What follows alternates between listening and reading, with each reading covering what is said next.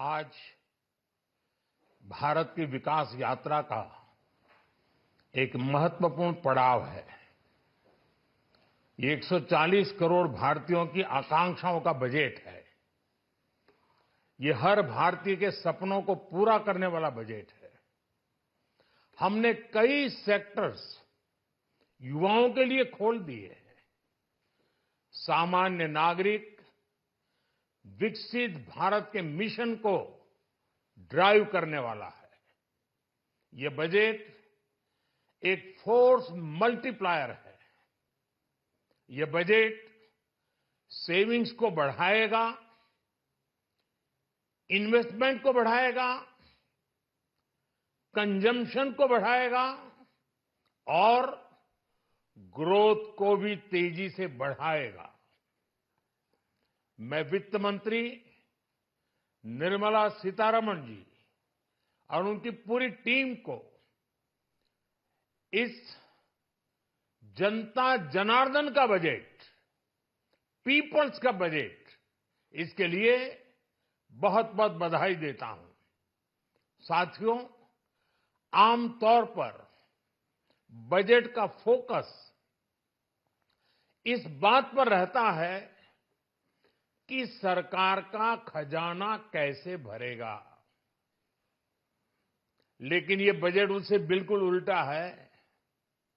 लेकिन ये बजट देश के नागरिकों की जेब कैसे भरेगी, देश के नागरिकों की बचत कैसे बढ़ेगी और देश के नागरिक विकास के भागीदार कैसे बनेंगे, ये बजट इसकी एक बहुत मजबूत नींव रखता है। साथियों, इस बजट में रिफॉर्म की दिशा में महत्वपूर्ण कदम उठाए गए हैं। न्यूक्लियर एनर्जी में प्राइवेट सेक्टर को बढ़ावा देने का निर्णय बहुत ही ऐतिहासिक है। ये आने वाले समय में सिविल न्यूक्लियर एनर्जी का बड़ा योगदान देश के विकास में सुनिश्चित करेगा। बजट में रोजगार के सभी क्षेत्रों को हर प्रकार से प्राथमिकता दी गई है। लेकिन मैं दो चीजों पर ध्यान आकर्षित करना चाहूंगा। उन रिफॉर्म्स की मैं चर्चा करना चाहूंगा जो आने वाले समय में बहुत बड़ा परिवर्तन लाने वाले हैं। एक, इंफ्रास्ट्रक्चर स्टेटस देने के कारण भारत में बड़े शिप्स के निर्माण को बढ़ावा मिलेगा। आत्मनिर्भर भारत अभियान को गति मिलेगी और हम सब जानते हैं कि शिप बिल्डिंग ये सर्वाधिक रोजगार देने वाला क्षेत्र है। उसी प्रकार से देश में टूरिज्म के लिए बहुत संभावना है। महत्वपूर्ण 50 टूरिस्ट डेस्टिनेशन, वहां पर जो होटल्स बनाएंगे, उस होटल को पहली बार इंफ्रास्ट्रक्चर के दायरे में लाकर टूरिज्म पर बहुत बल दिया है। इससे हॉस्पिटैलिटी सेक्टर को, जो रोजगार का बहुत बड़ा क्षेत्र है, और टूरिज्म जो रोजगार का सबसे बड़ा क्षेत्र है, एक प्रकार से चारों तरफ रोजगार के अवसर पैदा करने वाला एक क्षेत्र को ऊर्जा देने वाला काम करेगा। आज देश विकास भी, विरासत भी, इस मंत्र को लेकर चल रहा है। इस बजट में भी इसके लिए भी बहुत महत्वपूर्ण और ठोस कदम उठाए गए हैं। 1 करोड़ पांडुलिपियों के लिए, संरक्षण के लिए, मैन्युस्क्रिप्ट के लिए ज्ञान भारतम मिशन लॉन्च किया गया है। साथ ही भारतीय ज्ञान परंपरा से प्रेरित एक नेशनल डिजिटल रिपोजिटरी बनाई जाएगी। यानी टेक्नोलॉजी का भरपूर उपयोग किया जाएगा और हमारा जो परंपरागत ज्ञान है उसमें से अमृत निचोड़ने का भी काम होगा। साथियों, बजट में किसानों के लिए जो घोषणा हुई है वो कृषि क्षेत्र और समूची ग्रामीण अर्थव्यवस्था में नई क्रांति का आधार बनेगी। पीएम धन धान्य कृषि योजना के तहत 100 जिलों में सिंचाई और इंफ्रास्ट्रक्चर का डेवलपमेंट होगा। किसान क्रेडिट कार्ड की लिमिट 5 लाख तक होने से उन्हें ज्यादा मदद मिलेगी। साथियों, अब इस बजट में 12 लाख रुपए तक की आय को टैक्स से मुक्त कर दिया गया है।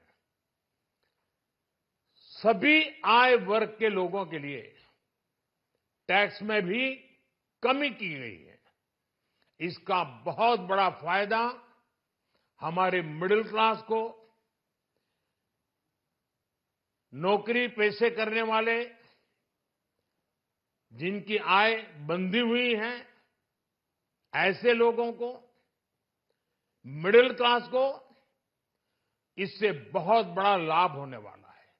उसी प्रकार से जो नए नए प्रोफेशन में आए हैं, जिनको नए नए जॉब मिले हैं, इनकम टैक्स की ये मुक्ति उनके लिए एक बहुत बड़ा अवसर बन जाएगी। साथियों, इस बजट में मैन्युफैक्चरिंग पर 360 डिग्री फोकस है ताकि एंटरप्रेन्योर्स को, एमएसएमईज को, छोटे उद्यमियों को मजबूती मिले और नई जॉब पैदा हो। नेशनल मैन्युफैक्चरिंग मिशन से लेकर clean tech, leather, footwear, toy industry जैसे अनेक सेक्टर्स को विशेष समर्थन दिया गया है। लक्ष्य साफ है कि भारतीय प्रोडक्ट्स ग्लोबल मार्केट में अपनी चमक बिखेर सके। साथियों, राज्यों में इन्वेस्टमेंट का एक वाइब्रेंट कॉम्पिटिटिव माहौल बने, इस पर बजट में विशेष जोर दिया गया है।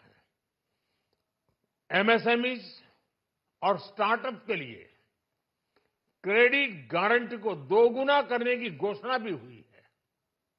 देश के एससी, एसटी और महिला जो नए उद्यमी बनना चाहते हैं उनको 2 करोड़ रुपए तक के लोन की योजना भी लाई गई है और वो भी बिना गारंटी। इस बजट में न्यू एज इकोनॉमी को ध्यान में रखते हुए गीग वर्कर्स के लिए बहुत बड़ी घोषणा की गई है। पहली बार गीग वर्कर्स का ई श्रम पोर्टल पर रजिस्ट्रेशन किया जाएगा।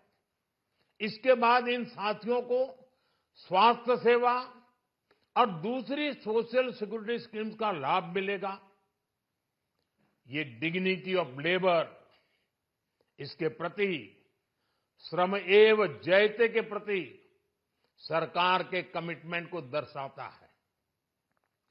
रेगुलेटरी रिफॉर्म से लेकर फाइनेंशियल रिफॉर्म्स, जन विश्वास 2.0 जैसे कदमों से मिनिमम गवर्नमेंट और ट्रस्ट बेस्ड गवर्नेंस के हमारे कमिटमेंट को और बल मिलेगा।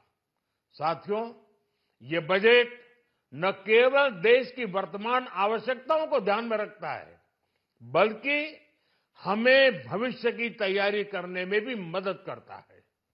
स्टार्टअप के लिए deep tech fund, geospatial mission और न्यूक्लियर एनर्जी मिशन ऐसे ही महत्वपूर्ण कदम है।